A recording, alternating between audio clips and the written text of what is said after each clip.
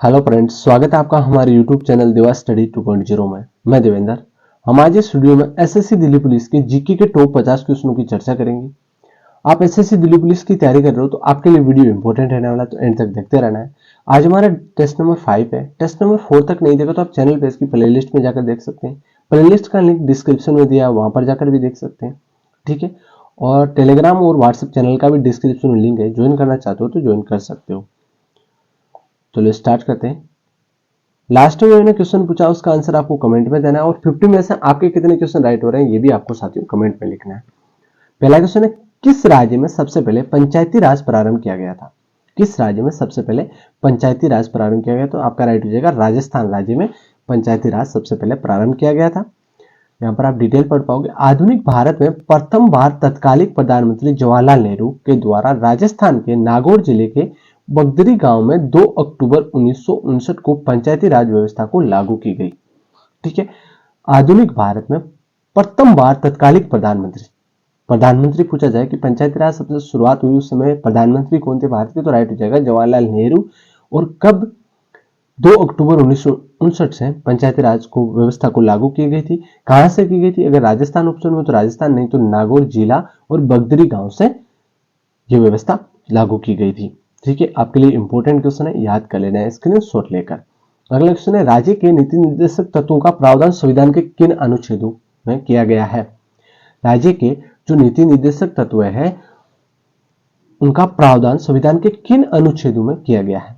तो आपका राइट हो जाएगा अनुच्छेद 36 से 51 तक राज्य के नीति निर्देशक तत्वों का प्रावधान है। अब राज्य के नीति निर्देशक तत्व है, ये कहां से लाए गए हैं, कहां से लिए गए हैं, किस देश से लिए गए हैं? तो यहाँ पर आप देख सकते हैं भारतीय संविधान में वर्णित नीति निर्देशक तत्वों की प्रेरणा है वो आयरलैंड से ली गई है। साथियों इंपॉर्टेंट क्वेश्चन है, ये आपको याद होनी चाहिए। आयरलैंड वाला ये क्वेश्चन बार बार पूछा जाता है। व्यक्ति सत्याग्रह किसने प्रारंभ किया गया था? ठीक है, व्यक्ति के सत्याग्रह किसने प्रारंभ किया? तो आपका इसमें राइट हो जाएगा विनोबा भावे ने व्यक्ति सत्याग्रह को प्रारंभ किया था। ठीक है, अगला क्वेश्चन है, भारतीय संविधान में मूल कर्तव्यों के प्रावधान की प्रस्तुति निम्नलिखित में से किसने की थी? भारतीय संविधान में मूल कर्तव्यों के प्रावधान की प्रस्तुति, तो भारतीय के संविधान में मूल कर्तव्य होने चाहिए, ये किसने कहा? तो आपका राइट हो जाएगा शरण सिंह समिति ने। किस समिति ने? शरण सिंह समिति ने कहा था। अब यहां पर आप देख सकते हैं शरण सिंह समिति ने संविधान में 8 मूल कर्तव्यों को जोड़े जाने का सुझाव दिया था। इस समिति ने कहा कि 8 मूल कर्तव्य होने चाहिए, लेकिन अनुच्छेद 51 के 1 में 42वां संविधान संशोधन करके 1976 के द्वारा 10 मूल कर्तव्यों को जोड़ा था। तो इंपॉर्टेंट क्वेश्चन है, शरण सिंह समिति ने तो कहा 8 मूल कर्तव्यों को जोड़ा जाना चाहिए, सुझाव दिया था, लेकिन बाद में 51 में अनुच्छेद 51 में 42वां संविधान संशोधन करके 1976 में 10 मूल कर्तव्यों को जोड़ा था। अभी वर्तमान में 11 मूल कर्तव्य, लेकिन 11वां मूल कर्तव्य कब जोड़ा? तो यहाँ पर आप देख सकते हैं 2002 में 86वां संविधान संशोधन करके 11वां मूल कर्तव्य को जोड़ा था। ठीक है, यानी 11वां मूल कर्तव्य को जोड़ा गया और इन सभी मौलिक कर्तव्यों को वर्मा समिति की अनुशंसा पर लागू किया गया था। तो ये सारी चीजें आपको ध्यान होनी चाहिए, स्क्रीनशॉट लेकर ये याद कर लेना है, इंपॉर्टेंट क्वेश्चन है साथियों। वर्तमान में मूल कर्तव्य आपसे पूछा जाए तो 11 है और मूल अधिकार 6 है, तो ये दोनों चीज आपको ध्यान होना चाहिए। आप इनकी डिटेल में अगर क्लास लेना चाहते हैं तो आप चैनल पे इसकी प्लेलिस्ट में जाकर ले सकते हैं। किसी विधेयक के धन विधेयक होने का निर्णय कौन करता है? किसी विधेयक के धन विधेयक होने का निर्णय कौन करता है? तो आपका राइट हो जाएगा लोकसभा का अध्यक्ष होता है, वो किसी विधेयक को धन विधेयक है या नहीं यह निर्णय लोकसभा का अध्यक्ष करता है। साथियों लोकसभा के सदस्यों की संख्या निर्धारित करने का आधार होता है, लोकसभा के सदस्यों की संख्या निर्धारित करने का आधार होता है राज्य की जनसंख्या। किसी राज्य में कितने लोकसभा सदस्य होंगे ये राज्य की जनसंख्या के अनुसार निर्धारित किया जाता है। तो आपका इसमें ए ऑप्शन राइट हो जाएगा मित्रों। अगला क्वेश्चन है, अध्यादेश जारी करने का अधिकार संविधान ने दिया है। अध्यादेश जारी करने का अधिकार किसको दिया है? केवल प्रधानमंत्री को, केवल राज्यपाल को, राष्ट्रपति को, या राष्ट्रपति या राज्यपाल दोनों को? तो राष्ट्रपति और राज्यपाल दोनों को इसमें राइट हो जाएगा आपका कि अध्यादेश जारी कौन कर सकता है? राष्ट्रपति भी कर सकता है और राज्य का राज्यपाल भी कर सकता है। तो इसमें आपका डी ऑप्शन राइट हो जाएगा। भारतीय संविधान का वह भाग जो संविधान निर्माताओं की मनोदशा तथा आदर्शों को सही ढंग से व्यक्त करता है। भारतीय संविधान का वह भाग जो संविधान निर्माताओं की मनोदशा तथा आदर्शों को सही ढंग से व्यक्त करता है वह है। तो आपका इसमें राइट हो जाएगा नीति निर्देशक तत्व है। ठीक है, तो आपका ए ऑप्शन इसमें राइट हो जाएगा। एक विधेयक कानून तब बनता है जब इस पर राष्ट्रपति से हस्ताक्षर हो जाते हैं। एक विधेयक कानून कब बनता है? तब बनता है जब राष्ट्रपति के हस्ताक्षर हो जाते हैं साथियों। ठीक है, ये ध्यान रखना, इंपॉर्टेंट क्वेश्चन है। एक कोई विधेयक होता है, लोकसभा के पास पारित हो जाता है, राज्यसभा पारित हो जाता है, लेकिन राष्ट्रपति तब तक साइन नहीं करता है, तब तक वो विधेयक कानून नहीं बनता है। तो ये ध्यान होना चाहिए, राष्ट्रपति के हस्ताक्षर हो जाते ही वो विधेयक कानून बन जाता है। ठीक है, मृत्युदंड की सजा पाने वाले व्यक्ति को समाधान का अधिकार संविधान में सिर्फ किसे दिया गया है? मृत्युदंड की सजा होने के बाद भी समाधान का अधिकार संविधान में सिर्फ किसे दिया गया है? किसी व्यक्ति को मृत्युदंड दे दिया गया है और उसे अब समाधान कौन कर सकता है? उसको क्षमा कौन कर सकता है? तो आपको ध्यान होना चाहिए, राष्ट्रपति कर सकता है। ये संविधान में सिर्फ किसे दिया गया है? राष्ट्रपति को दिया गया है साथियों। ठीक है, साइमन प्रतिवेदन पर विचार के लिए बुलाए गए 3 गोलमेज सम्मेलनों में भाग लेने वाले प्रतिनिधि कौन थे? साइमन प्रतिवेदन पर विचार के लिए बुलाए गए 3 गोलमेज सम्मेलन हुए थे। कब कब हुए थे हम डिटेल में बताऊंगा मैं आपको। और वे सम्मेलनों में भाग लेने वाले प्रतिनिधि कौन थे तीनों गोलमेज सम्मेलनों में? तो आपको ध्यान होना चाहिए, भीमराव अंबेडकर है, इन्होंने तीनों गोलमेज सम्मेलनों में भाग लिया था। अब गोलमेज सम्मेलन कब कब हुए थे ये भी आपको याद रखना है, क्योंकि क्वेश्चन पूछा जा सकता है। प्रथम गोलमेज सम्मेलन 12 नवंबर 1930 में तथा द्वितीय गोलमेज सम्मेलन 7 सितंबर 1931 को शुरू हुआ था और 1 दिसंबर 1931 को समाप्त हुआ। और तीसरा गोलमेज सम्मेलन 17 नवंबर 1932 में हुआ था। तो ये सारी चीजें आपको ध्यान होनी चाहिए, क्वेश्चन में पूछा जा सकता है। प्रथम गोलमेज सम्मेलन की डेट पूछी जा सकती है, द्वितीय की पूछी जा सकती है, तृतीय की पूछी जा सकती है। और द्वितीय गोलमेज सम्मेलन में महात्मा गांधी ने भी भाग लिया था। आपसे पूछा जा सकता है कि महात्मा गांधी ने किस सम्मेलन में भाग लिया? तो आपको ध्यान होना चाहिए द्वितीय गोलमेज सम्मेलन में। और द्वितीय गोलमेज सम्मेलन में भाग लेने के बाद भी ये असफल हो गया था। और आपसे क्वेश्चन पूछा जा सकता है कांग्रेस ने कौन से सम्मेलन में भाग लिया? तो भी ध्यान होना चाहिए द्वितीय गोलमेज सम्मेलन में। ठीक है, ये सारी बातें आपको ध्यान होनी चाहिए। और तीनों गोलमेज सम्मेलनों में भीमराव अंबेडकर ने भाग लिया था, ये भी आपको ध्यान होनी चाहिए साथियों। भारतीय सिविल सेवा में चुने गए पहले भारतीयों का नाम। भारतीय सिविल सेवा में चुने गए पहले भारतीय का नाम क्या है? तो आपका इसमें राइट हो जाएगा साथियों सत्येंद्र नाथ टैगोर। भारतीय सिविल सेवा में चुने गए पहले भारतीय का नाम सत्येंद्र नाथ टैगोर राइट हो जाएगा इसमें। सन 1857 में निम्नलिखित नेताओं में से किसने सबसे पहले अपना बलिदान दिया? 1857 की क्रांति हुई थी, इसमें सबसे पहले किस नेताओं में से किसने अपना बलिदान दिया था? तो राइट हो जाएगा मंगल पांडे ने। किसने? मंगल पांडे ने। यहाँ पर आप पूरी डिटेल पढ़ पाओगे। स्वतंत्रता सेनानी मंगल पांडे ने 1857 में भारत के प्रथम स्वाधीनता संग्राम में महत्वपूर्ण भूमिका थी। उन्होंने अपने ही बटालियन के खिलाफ बगावत कर दिया और मंगल पांडे ने चर्बी वाले कारतूसों को मुंह से खोलने से मना कर दिया था, जिस वजह से उन्हें गिरफ्तार कर लिया और 8 अप्रैल 1857 को उनको फांसी दी थी। तो ये डेट भी ध्यान होनी चाहिए, 8 अप्रैल 1857 को मंगल पांडे को फांसी दी थी। किस कारण दी थी यहाँ पर आपको समझ में आ गया होगा साथियों। सांप्रदायिक निर्वाचन क्षेत्रों में पद्धति की शुरुआत भारत में किसके द्वारा हुई थी? सांप्रदायिक निर्वाचन क्षेत्रों में पद्धति की शुरुआत भारत में किसके द्वारा हुई थी? तो आपका इसमें राइट हो जाएगा किसके द्वारा? 1909 के मिंटो मार्ले सुधार के द्वारा। ठीक है, मार्ले मिंटो सुधार या मिंटो मार्ले सुधार के द्वारा 1909। प्लासी का युद्ध कब हुआ था? प्लासी का युद्ध कब हुआ था? ये भी इंपॉर्टेंट क्वेश्चन है, पूछा जाता है साथियों। तो प्लासी का युद्ध हुआ था 1757 ईस्वी में। कब हुआ था? 1757 ईस्वी में। यहाँ पर पूरी डिटेल पढ़ पाओगे। प्लासी का युद्ध 23 जून 1757 को हुआ था, ये डेट भी ध्यान रखना है। और इस युद्ध में एक और ब्रिटिश ईस्ट इंडिया कंपनी की सेना थी और दूसरी ओर बंगाल के नवाब की सेना थी। कंपनी की सेना ने रॉबर्ट क्लाइव के नेतृत्व में नवाब सिराजुद्दौला की सेना को हरा दिया था। ठीक है, तो ये आपको ध्यान होना चाहिए। इसमें जीत किसकी हुई थी? रॉबर्ट क्लाइव की हुई थी। ये कंपनी ईस्ट इंडिया कंपनी के सैनिक थे, रॉबर्ट क्लाइव सेनापति थे और इनकी जीत हुई थी। प्लासी का युद्ध 1757 में हुआ था। कब हुआ था? 23 जून 1757 में। ठीक है, भारत को स्वतंत्रता प्राप्ति हुई थी। भारत कब स्वतंत्र हुआ था? तो भारत स्वतंत्र हुआ था 15 अगस्त 1947 को। ठीक है, होम रूल आंदोलन किसके द्वारा चलाया गया था? होम रूल आंदोलन किसके द्वारा चलाया गया था? तो साथियों होम रूल आंदोलन है ये चलाया गया था एनी बेसेंट के द्वारा। किसके द्वारा? एनी बेसेंट के द्वारा चलाया गया था। जब भारत को स्वतंत्रता प्राप्ति हुई उसमें भारत का वायसराय कौन था? स्वतंत्रता प्राप्ति के समय भारत का वायसराय आपसे पूछा जाए तो आपका राइट हो जाएगा इसमें लॉर्ड माउंटबेटन। अगर आपसे क्वेश्चन यहां पर कंफ्यूजन वाले क्वेश्चन पूछे जाते हैं तो आपको ध्यान रखना है, स्वतंत्र भारत का पहला गवर्नर जनरल आपसे पूछा जाए तो आपका वायसराय या गवर्नर जनरल पूछा जाए तो राइट हो जाएगा लॉर्ड माउंटबेटन।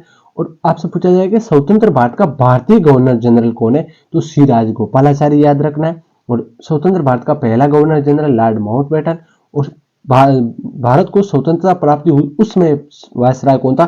तो लॉर्ड माउंटबेटन। तो ये सारी बातें आपको ध्यान रखनी है साथियों, ठीक है। अगला क्वेश्चन है, भारतीय राष्ट्रीय कांग्रेस का प्रथम अधिवेशन किस स्थान पर हुआ था? भारतीय राष्ट्रीय कांग्रेस का प्रथम अधिवेशन किस स्थान पर हुआ? तो आपका राइट हो जाएगा बंबई या मुंबई में हुआ था भारतीय राष्ट्रीय कांग्रेस का प्रथम अधिवेशन। अब यहां पर आप पूरी डिटेल में पढ़ पाओगे। भारतीय राष्ट्रीय कांग्रेस की स्थापना 72 प्रतिनिधियों की उपस्थिति के साथ 28 दिसंबर 1885 को बंबई मुंबई के गोकुलदास तेजपाल संस्कृत महाविद्यालय में हुई थी और इसके संस्थापक महासचिव एओ ह्यूम थे। अब इसके संस्थापक कौन थे? भारतीय राष्ट्रीय कांग्रेस के संस्थापक आपसे पूछा जाए, महासचिव पूछा जाए तो एओ ह्यूम थे और जिन्होंने कलकत्ते के योमेश चंद्र बनर्जी को अध्यक्ष नियुक्त किया था। तो ये आपसे पूछा जा सकता है कि राष्ट्रीय कांग्रेस का प्रथम अधिवेशन किस स्थान पर हुआ था? बंबई में हुआ था। कब हुआ था? 28 दिसंबर 1885 को, जिस दिन भारतीय राष्ट्रीय कांग्रेस की स्थापना हुई थी। और इसमें कहां पर हुआ था? बंबई में। तो गोकुलदास तेजपाल संस्कृत महाविद्यालय में। इसके संस्थापक आपसे पूछा जाए तो एओ ह्यूम हो जाएंगे और इनके प्रथम अध्यक्ष हो जाएंगे योमेश चंद्र बनर्जी। ये स्क्रीनशॉट लेकर सारी चीजें आपको याद कर लेनी है। स्वराज्य मेरा जन्म सिद्ध अधिकार है, ये किसने कहा? स्वराज्य मेरा जन्म सिद्ध अधिकार है, ये कहा था। आपका राइट हो जाएगा इसमें लोकमान्य तिलक ने कहा था। किसने कहा था? लोकमान्य तिलक ने कहा था। भारत में अंग्रेजी शिक्षा प्रारंभ की थी। भारत में अंग्रेजी शिक्षा सबसे पहले किसने प्रारंभ की थी? तो आपका राइट हो जाएगा इसमें लॉर्ड मैकाले ने। भारत में अंग्रेजी शिक्षा प्रारंभ किसके द्वारा? लॉर्ड मैकाले के द्वारा। बंगाल में स्थायी बंदोबस्त किसने शुरू किया? बंगाल में स्थायी बंदोबस्त किसने शुरू किया? तो आपका इसमें राइट हो जाएगा साथियों लॉर्ड कॉर्नवालिस के द्वारा। स्थायी बंदोबस्त लॉर्ड कॉर्नवालिस के द्वारा। भारत के स्वतंत्रता संग्राम के दौरान केसरी का संस्थापक संपादक कौन था? भारत के स्वतंत्रता संग्राम के दौरान केसरी का संस्थापक या संपादक कौन था? तो आपका इसमें राइट हो जाएगा साथियों बाल गंगाधर तिलक। कौन थे? बाल गंगाधर तिलक थे। महात्मा गांधी का दांडी मार्च कब प्रारंभ हुआ? महात्मा गांधी का दांडी मार्च आपसे पूछा जाए तो महात्मा गांधी का दांडी मार्च है वो प्रारंभ हुआ था मार्च 1930 को। अब यहां पर आप पूरी डिटेल पढ़ पाओगे। 12 मार्च को साबरमती आश्रम से दांडी मार्च प्रारंभ हुआ था। डेट भी आपसे पूछी जा सकती है कि महात्मा गांधी का दांडी मार्च कब प्रारंभ हुआ। अगर मार्च ऑप्शन में हो तो 1930 राइट हो जाएगा। अगर 12 मार्च हो तो 12 मार्च राइट कर देना साथियों। आश्रम साबरमती आश्रम से दांडी मार्च प्रारंभ हुआ। ठीक 6:30 बजे गांधी जी ने अपने 79 अनुयायियों के साथ आश्रम छोड़ा और मार्च आरंभ किया। दांडी मार्च आरंभ किया। दांडी तक 241 मील की दूरी उन्होंने 24 दिन में पूरी की। तो साथियों ये आपको समझ में आ गया होगा दांडी मार्च क्यों प्रारंभ किया गया था। नमक कानून को तोड़ने के लिए दांडी मार्च 12 मार्च को स्टार्ट किया था और 24 दिन की पूरी यात्रा होने के बाद में 241 मील की दूरी वहां पर पहुंचे थे। ठीक है। जनगण मन कब और कहां पर सर्वप्रथम गाया गया था? जनगण मन है ये सर्वप्रथम कहां पर और सर्वप्रथम कहां गाया गया था? तो ध्यान होना चाहिए साथियों जनगण मन 1911 में सर्वप्रथम कलकत्ता में गाया गया था। जो हमारा राष्ट्रीय गान है अभी वर्तमान में जनगण मन, ये कहां पर और कब गाया गया था? तो 1911 में कलकत्ता में गाया गया था। ठीक है। यहां पर आप डिटेल पढ़ पाओगे। जनगण मन भारत का राष्ट्रगान है। अत्यधिक संस्कृतिनिष्ठ बंगाली में लिखा गया है। यह नोबेल पुरस्कार विजेता रविंद्रनाथ टैगोर के द्वारा रचित ब्रह्म भजन के 5 चरणों में से पहला है जनगण मन। ठीक है। किसके द्वारा रचित है? रविंद्रनाथ टैगोर के द्वारा। और इसे पहली बार 27 दिसंबर, डेट भी ध्यान रखना, 27 दिसंबर 1911 को भारतीय राष्ट्रीय कांग्रेस के कलकत्ते 70 में गाया गया था। कलकत्ते के जो अधिवेशन हुआ था भारतीय राष्ट्रीय कांग्रेस का, उसमें 27 दिसंबर 1911 को ये गाया गया था। तो ये पूरी डिटेल आपको ध्यान होनी चाहिए साथियों। गदर पार्टी का नेता कौन था? गदर पार्टी का नेता कौन था? तो राइट हो जाएगा इसमें साथियों, गदर पार्टी का नेता थे लाला हरदयाल। कौन? लाला हरदयाल। निम्नलिखित में महिलाओं में से कौन अखिल भारतीय कांग्रेस की सर्वप्रथम अध्यक्ष थी? निम्नलिखित महिलाओं में से कौन अखिल भारतीय कांग्रेस की सर्वप्रथम अध्यक्ष थी? तो आपका राइट हो जाएगा एनी बेसेंट। ठीक है, एनी बेसेंट 1917 में कलकत्ते में आयोजित भारतीय राष्ट्रीय कांग्रेस की पहली महिला अध्यक्ष बनी थी। तो ये भी आपको ध्यान रखना चाहिए।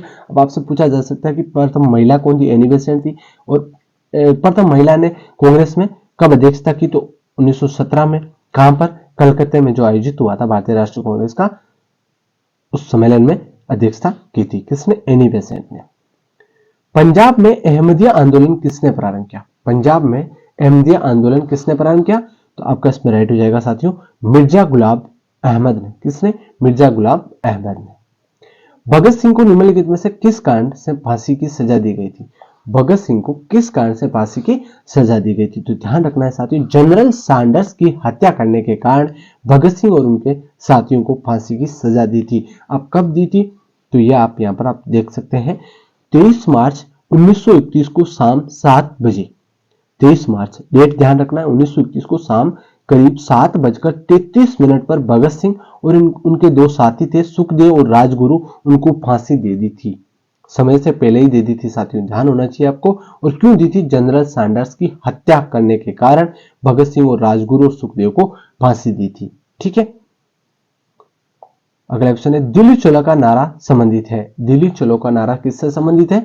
तो आपका इसमें राइट हो जाएगा साथियों, दिल्ली चलो का नारा है इंडियन नेशनल आर्मी से संबंधित। ठीक है, इंडियन नेशनल आर्मी से संबंधित। अगला क्वेश्चन, एशिया में द्वितीय विश्व युद्ध के पश्चात अपने को स्वाधीनता घोषित करने वाला पहला देश कौन सा? एशिया में जो द्वितीय विश्व युद्ध हुआ था उसके पश्चात स्वाधीनता घोषित करने वाला पहला देश था भारत। कौन सा देश था? भारत देश था साथियों। 13 अप्रैल 1919 को जलियांवाला बाग में एक आम सभा आयोजित की गई थी। 13 अप्रैल 1919 को जलियांवाला बाग हत्याकांड हुआ था, उसमें एक आम सभा आयोजित की गई थी। किस लिए की गई थी? तो आपको यहां पर पढ़कर बताना है कि किस लिए की गई थी। तो इसमें आपका राइट हो जाएगा साथियों, लोकप्रिय नेताओं की गिरफ्तारी का विरोध करने के लिए जलियांवाला बाग में आम सभा का आयोजित हुआ था। कब हुआ था? 13 अप्रैल 1919 को। किस लिए? लोकप्रिय नेताओं की गिरफ्तारी का विरोध करने के लिए। ठीक है, सीमांत गांधी के नाम से किसे जाना जाता है? सीमांत गांधी के नाम से जाना जाता है, तो सीमांत गांधी के नाम से जाना जाता है खान अब्दुल गफ्फार खां को।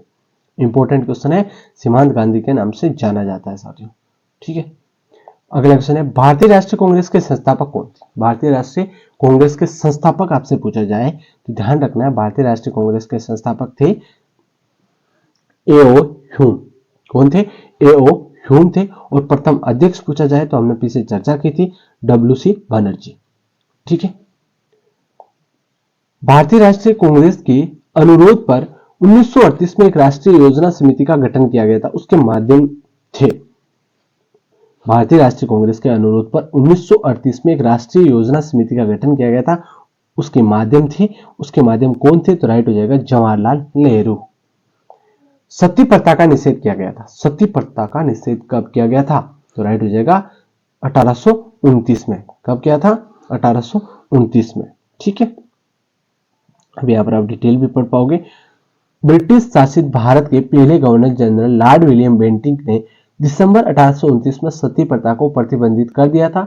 ये एक प्राचीन हिंदू प्रथा थी जिसमें पति के अंतिम संस्कार के दौरान उसकी विधवा पत्नी भी चिता के साथ आत्मदाह कर लेती थी।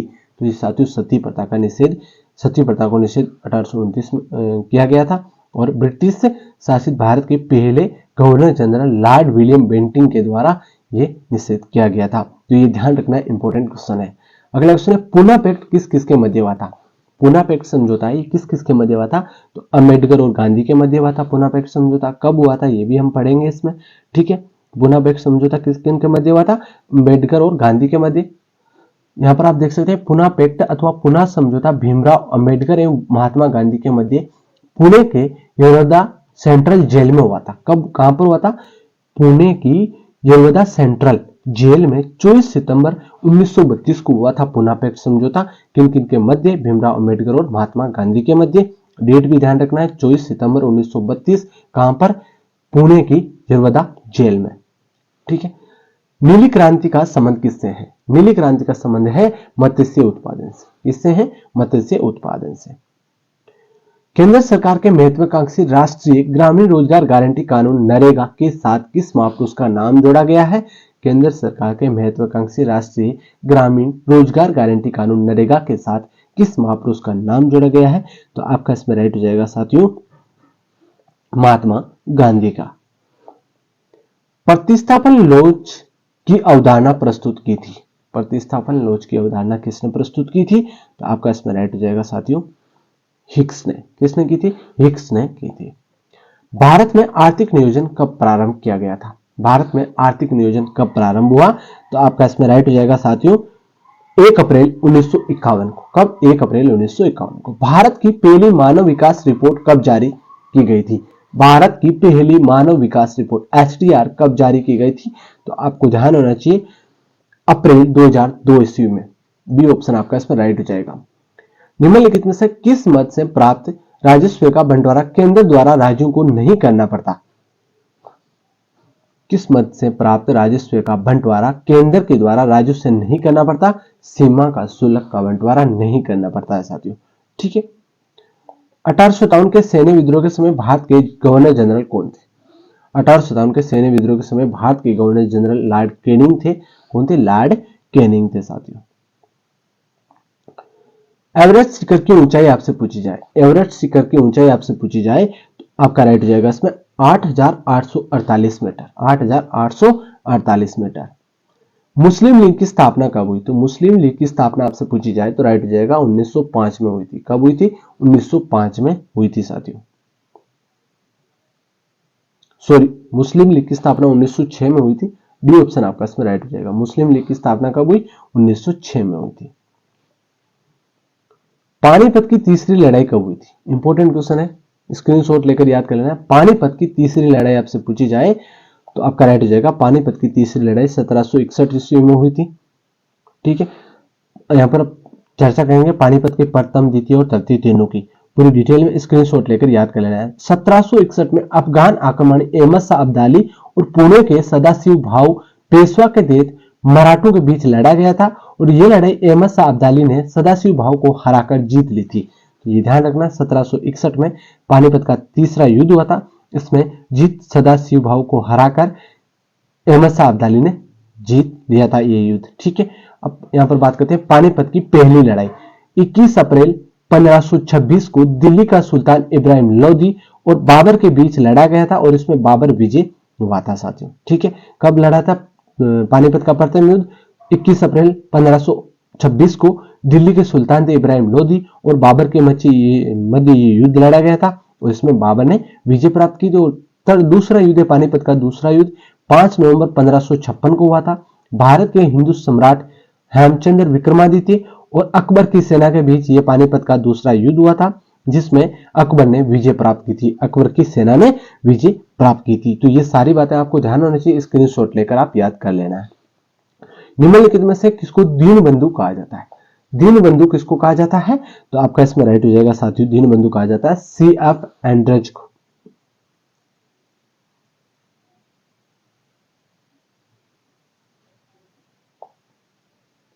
भारत में आने वाले प्रथम अमेरिकी राष्ट्रपति कौन थे? भारत में आने वाले प्रथम अमेरिकी राष्ट्रपति कौन थे? तो आपका इसमें राइट हो जाएगा dwight आइजनहावर। ठीक है। भारत में आने वाले प्रथम राष्ट्रपति। मोर को भारत के राष्ट्रीय पक्षी के रूप में मान्यता प्रदान कब की थी? मोर को भारत का राष्ट्रीय पक्षी के रूप में मान्यता प्रदान कब की थी? तो राइट हो जाएगा 1952 में। तो साथियों हम 50 क्वेश्चनों की हमने चर्चा कर ली है। अब इसका आंसर आपको कमेंट में देना है। भारत में किस राज्य की समुद्री तटरेखा सबसे लंबी है? भारत में किस राज्य की समुद्री तटरेखा सबसे लंबी है? ठीक है। अब आपको मैं यहां पर बता देता हूं कितने राज्य समुद्री तटरेखा पर है। 9 राज्य है समुद्री तटरेखा पर। यहां पर गुजरात हो जाएगा, यहां पर महाराष्ट्र, यहाँ पर आपका हो जाएगा गोवा, यहाँ पर हो गया आपका कर्नाटक, यहाँ पर हो गया केरल, यहाँ पर हो गया तमिलनाडु, यहाँ पर हो गया आंध्र प्रदेश, यहाँ पर हो गया उड़ीसा, यहाँ पर हो गया पश्चिम बंगाल। ठीक है, 1 2 3 4 5 6 7 8 9, ये 9 राज्य हैं जो तटीय रेखा पर है। और तटरेखा सबसे लंबी आपसे पूछे किस राज्य की समुद्री तटरेखा सबसे लंबी है, तो इसका आंसर आपको कमेंट में देना है। ठीक है, तो साथियों 50 में से आपके कितने क्वेश्चन राइट हो रहे हैं ये भी आपको कमेंट में लिखना है। और वीडियो कैसा लगा लाइक शेयर सब्सक्राइब करें। धन्यवाद, जय हिंद।